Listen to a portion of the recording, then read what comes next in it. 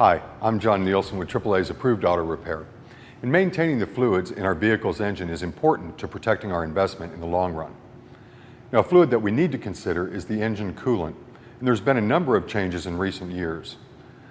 There are three major types of engine coolant available today.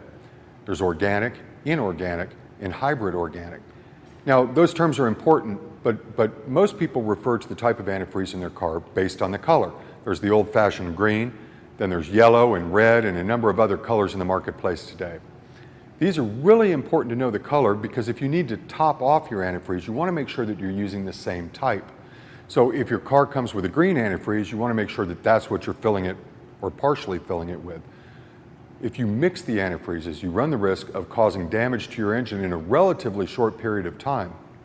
So now that we have an understanding of the basic types of coolant used in engines today, it's important to understand how to check it and when to service and maintain it. Let's consider for a moment how to check the coolant level in our engine. Gone are the days when we'd actually check it directly in the radiator. Today, we're actually going to look at the coolant reservoir.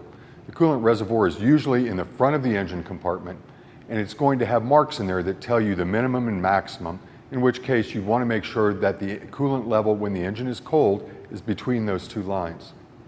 Now, it's important to note that with these coolant reservoirs, that many of them are pressurized just like the old radiators were, and we cannot remove the cap when the engine's hot. It's always a great idea to look in your owner's manual to understand where to check it, and if it's a pressurized system, you want to make sure that you top off any fluids, check any fluids, only when the engine is cool.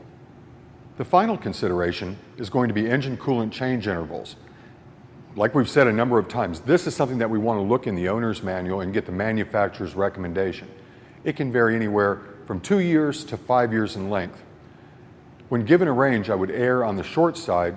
I usually change my engine coolant about every 2 to 3 years depending on the type of engine, the type of driving that I do. So engine coolant is really an important fluid to consider in maintaining the overall life of your engine.